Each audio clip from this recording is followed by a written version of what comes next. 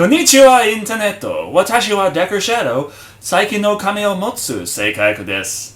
When it comes to anime, one of my personal favorite series is Cowboy Bebop by Sunrise Studios. The series follows the adventures of the crew of the Bebop, bounty hunters with diverse backgrounds and odd psychological disorders.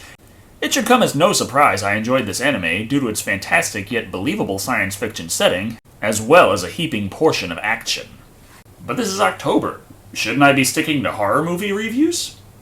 Well, there is a good reason to bring this one up near Samhain. The Cowboy Bebop movie, released well after the series very conclusively finished, and therefore set between episodes 22 and 23, also happens to be taking place on Halloween, because nothing says All Souls Day like spaceships, bounty hunters, and a mysterious airborne weapon killing the fuck out of everybody. Well, I guess that last part does.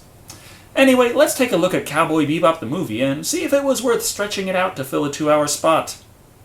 Starting out with a mysterious prologue, we see the animation hasn't been graded any as we watch a man play with his balls, but this prologue is interrupted by the other prologue where we see a convenience store is being robbed. But that same meat could be used for anything. Curry, goulash, same ingredients. It's the stew mix that makes it a stew. Stew mix is on aisle 5. We have 2 I'm not looking for stew mix! Fuck, I hate when the customers drone on and on and on like the employees have nothing better to do. But of course his perfect plan of monologuing to the cashier runs into trouble when Spike walks in and performs the ridiculously suave takedown. How much is this?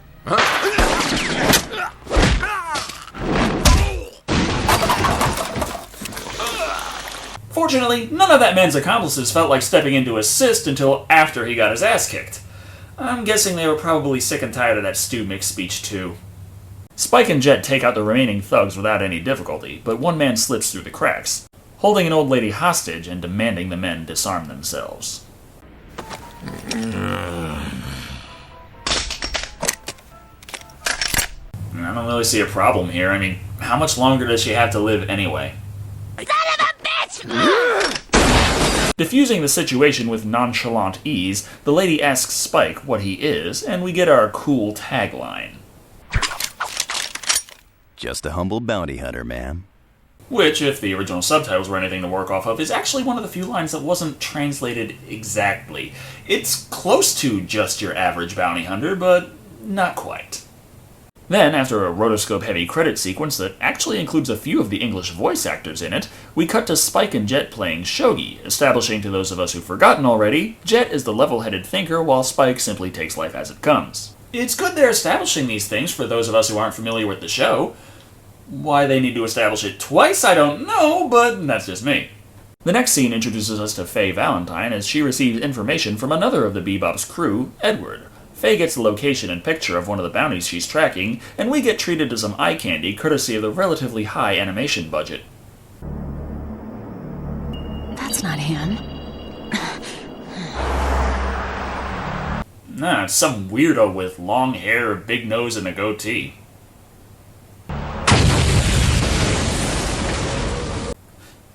Oh, so that's the button for the lock, and that's the detonator.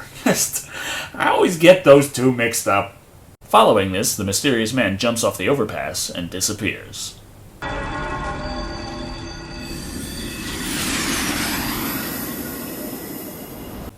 No, it's not supernatural or anything, but if they follow and arrest him in the first 10 minutes, it makes for a very short movie.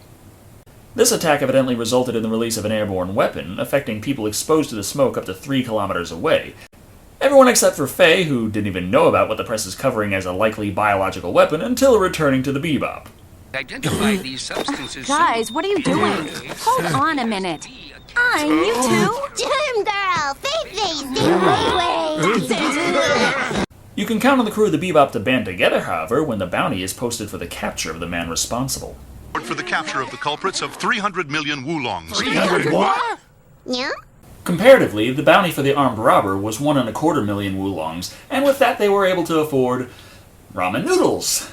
So, I'm not entirely sure how this currency translates. The authorities are somewhat less enthusiastic, as even with the victims in quarantine, they have had no luck detecting the cause of their affliction. It could be some force that's totally unknown. Well, if you're diligently studying it and have no idea what it is, then generally...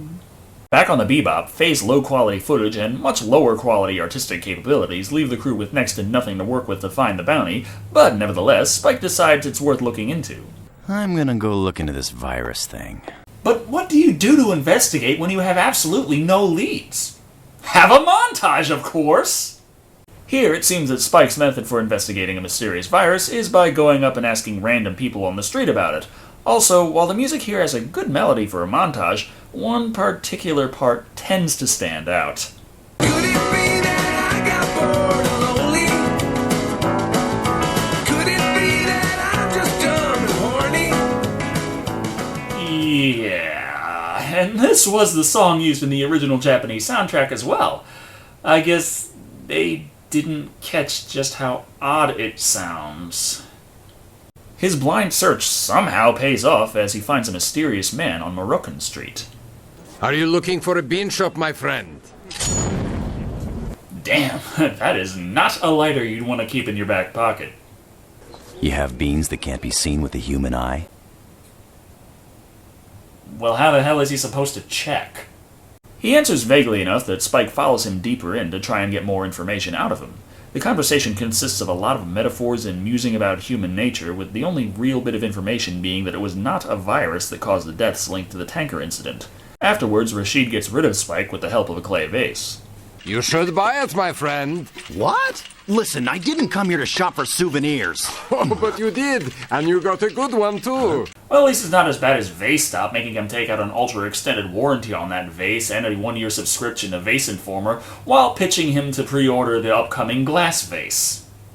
Jet meets up with an old friend from the ISSP to try and get some leads, but he has very little to tell him beyond the stolen tanker having been a shipment for a certain pharmaceutical company, who now for some strange reason doesn't even want to acknowledge its existence.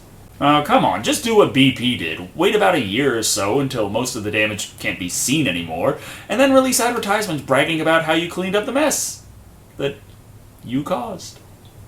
Our antagonist has been quite busy, though, as he delivers a suitcase of his balls to one of the minions. That's it? These are the new ones, enhanced.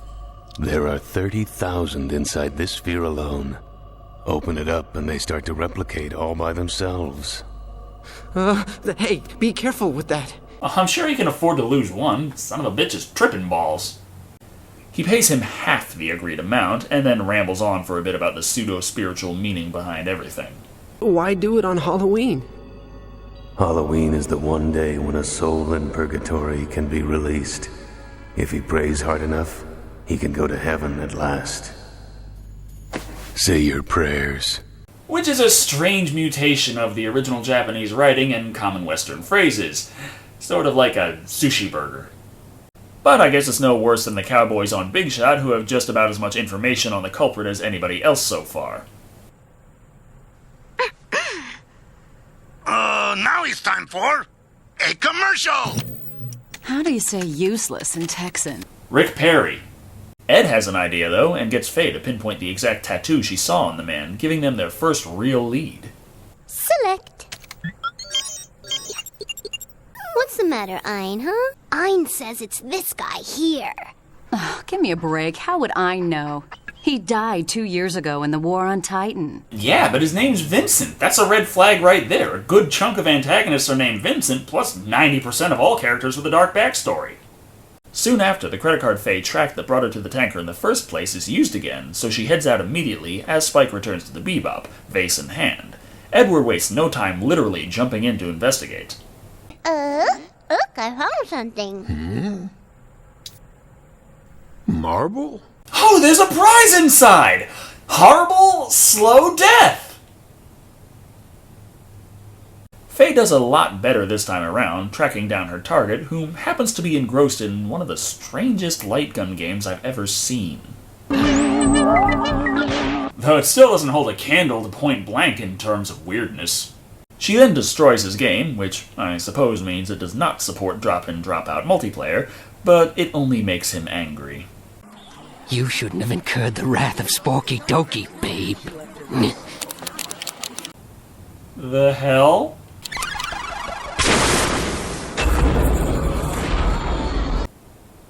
are various ways to make hackers look badass.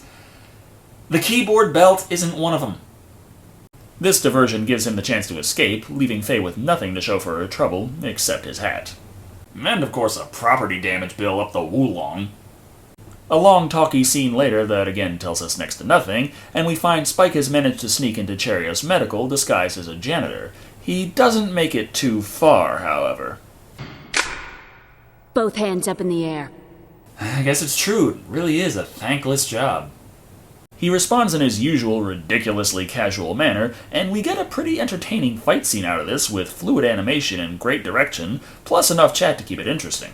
I love the kind of woman that can kick my ass.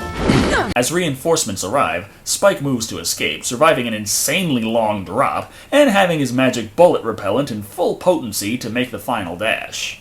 Of course, Spike always tends to have a few extra lives for situations like this. As we're 45 minutes into the movie, and for all intent and purposes know fuck all about what's going on, the hacker takes over all broadcasts with a message that, while on his end was unnecessary, does give our heroes an important clue.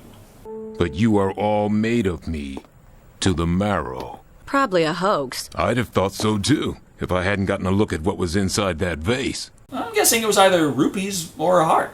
Nanomachines. Damn it, I always get that wrong! You have any idea where lymphocytes come from? Bone marrow. Yeah, so?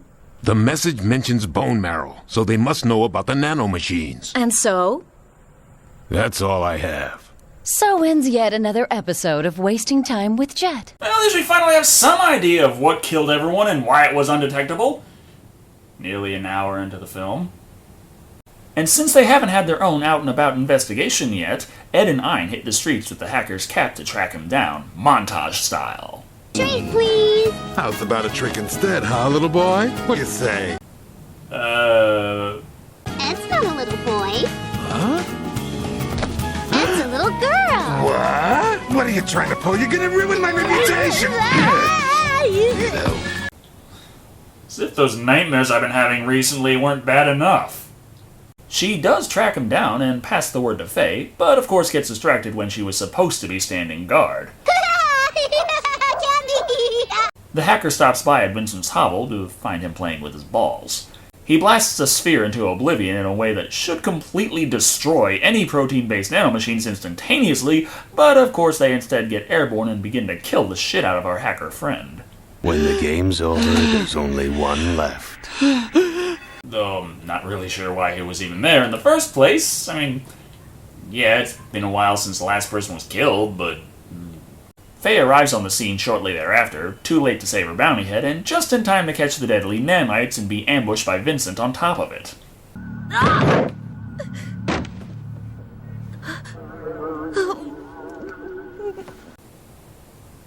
Ew. After this, Vincent decides to go for a little stroll, and Spike manages to catch word of it, so naturally a chase ensues with Spike showing off his ability to outrun a train, compared to Elektra, who just boarded like a normal human being. Plus, all three of them are armed!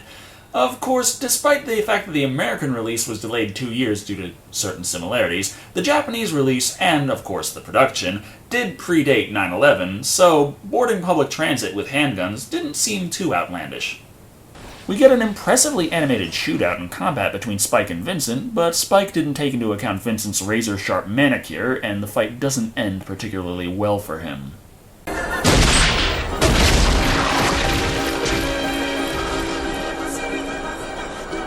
Which looks pretty damn bad for him!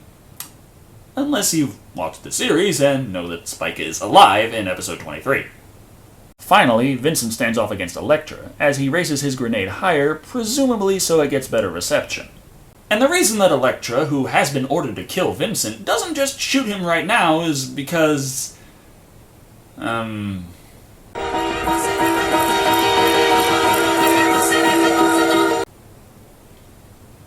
Anytime now. Right. This blast releases nanomachines that kill off all the passengers, but for some reason, Elektra is unaffected. I'm okay. Why? Ah, crap. Are they going to spend the next hour investigating this? No surprise, Spike easily survived being impaled, shot, and dropped hundreds of feet into a river. Your eyes gazed into the realm of death. What did you see? My guess is it looks something like this.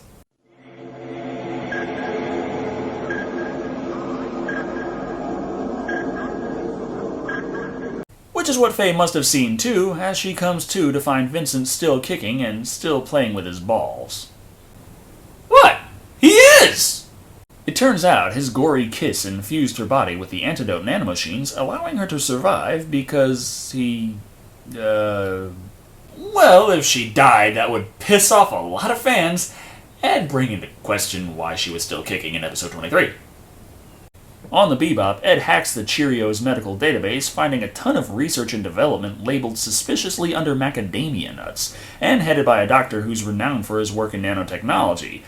It doesn't take long for them to figure out it was a nano-weapon developed for the military in secret, as nanomachine weaponry is evidently illegal. Spike then heads back to Moroccan Street to find Rashid once more.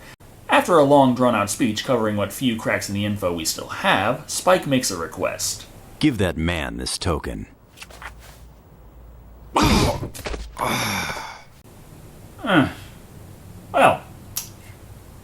that was productive.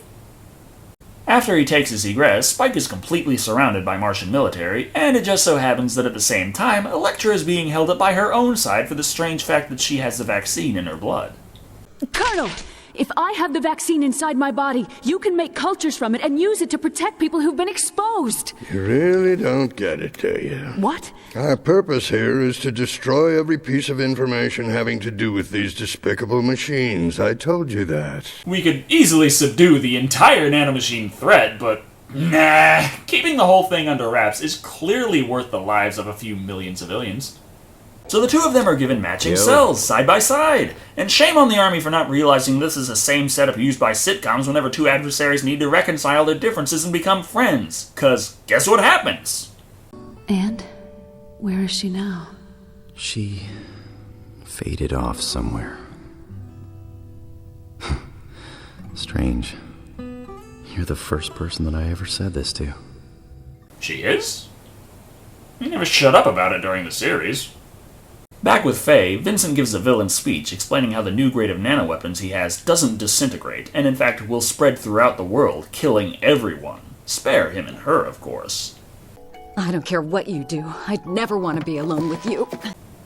Well, spare the corpse in the room, you kind of already are. At this point, he cozies up to her by,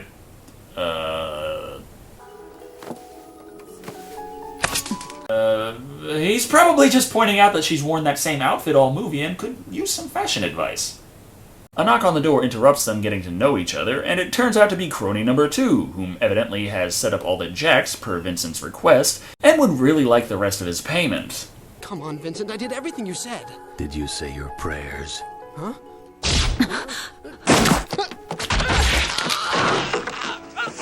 Damn.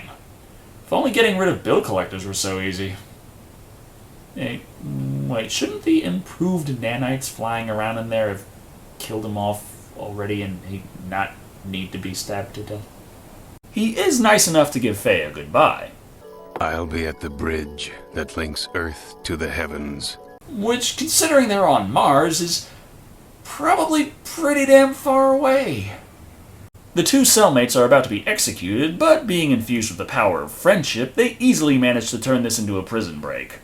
And lucky them! By destroying all traces of its existence, they meant incubate several gallons of the vaccine, which they are sure to take with them during this action montage, where the ISSP are also covering the water treatment plant inch by inch, after finding an obvious link to it amidst the hackers' otherwise highly encrypted activities. It's almost as if he wanted to bring their attention to the water treatment plant. Ooh. At this point, Faye manages to escape the apartment before it stinks too bad, contacting Jet coincidentally at the same time Spike and Elektra walk in. Which makes it painfully obvious that the ex-cop with the mechanical arm has done next to nothing in this entire movie outside of act as a secretary.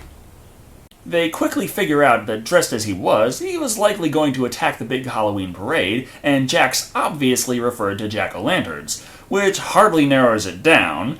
However, a very suspicious balloon was found at the plant, and the ISSP analyzes its contents while the Army moves in to take over operations. which means everyone who was important on the planet was present to hear the report on the contents of the balloon.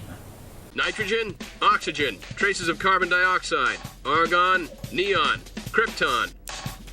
It's plain air, sir. Leaving our small band of bounty hunters as the only remaining hope to save Mars. So Spike takes charge, ordering Jet to get a bunch of airplanes and fade ahead to the weather control center and cause it to rain, all without bothering to explain precisely why he needs either of these things. It's ideas like this that get people killed! He just told you to turn on a big faucet. Calm the fuck down. As we're heading straight for the climax, a few military ships randomly attack Spike, and we're treated to an absolute orgy of animation eye candy.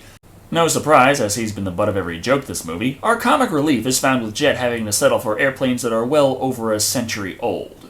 They actually got off the ground! Say what? They're from our antique aircraft exhibit. These babies haven't been flown in decades! After an extended chase scene that takes them down into the city, Spike's ship is too damaged to continue, but luckily he's able to catch a cab while Faye convinces the weather center to make with the precipitation at gunpoint. The bridge that links Earth to heaven. They got what looks like the Golden Gate Bridge and the World Trade Center on Mars, so why not a spare Eiffel Tower to round things out? Spike quickly ascends the structure to face off against Vincent, final boss style, cueing the music for the climax. Don't wanna be the one to pop your cherry, girl. Did the team in charge of the soundtrack even realize what half these lyrics meant? Nevertheless, the combat between Spike and Vincent, like the other fights in this movie, is well animated and brutal, as they start damaging the tower itself, getting Elektra's attention as well. While they take a break to chat, Vincent readies the detonator, so... Go ahead.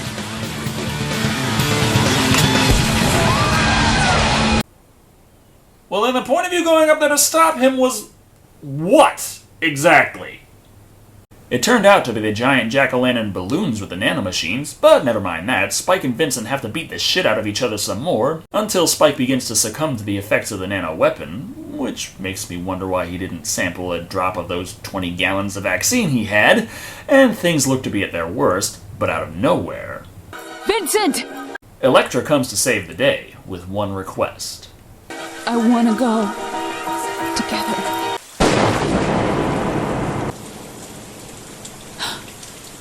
Why didn't you shoot? I remembered. Ah, yeah. Well, like a lot of things in this movie, there was quite a bit of detail for Vincent and Elektra's pasts, so, here goes. They were soldiers together. Vincent was stationed on Titan and experimenting on the nanomachine weapon and vaccine, but that drove him crazy, but he was in a relationship with Elektra at the time, but after the nanos he had no memory of his own past, but he seems to be the only one with this problem, but now he remembers. That should cover it, I think. Thus, our story ends, with them explaining that the rain helped the vaccine spread faster than the nano-weapon, though how they knew that would do that, I have no idea. And all the characters are alive and well, ready for episode 23, where they will never mention these events again. Well, that was Cowboy Bebop the movie, and it's almost everything I could have asked for. For fans of the series, it does come off with the same overall feel, and it's not too alienating for those who are unfamiliar with it, but there are a few things that I find less than stellar. At about 2 hours long, a good deal of time is devoted to exposition, but regrettably, a lot of said scenes are characters spending 5 minutes talking about how much they don't know, with only 1 or 2 new bits of information squeezing in here and there. Also, although Spike and Ed are my favorite characters, I wish that Jet could have had more to do with the story than complain about everything. He may be the oldest one in the crew, but come on, he's got plenty of fight left in him. That being said, the animation is top-notch, with my only complaint being some pretty obvious rotoscoping, but it's nothing offensively bad. The story is well fleshed out, and the subtext of the introduced characters is explored in admirable depth. The action is great, fluid, exciting, and intense, and it's got that rugged sci-fi look I love so much. At the end of the day, it's a great movie for fans of the series who know the characters well, and still a very good movie for those who don't, earning Cowboy Bebop the movie 4 keyboard belts out of 5. And damn, that was a hard script to write! It's really tough to crack jokes on a movie when you're gushing over how much you love it every frame. Maybe I shouldn't be so angry the asylum exists. Thank you all for watching. I've been Decker Shado, and remember, don't want to be the one to pop your cherry, girl. What the fuck?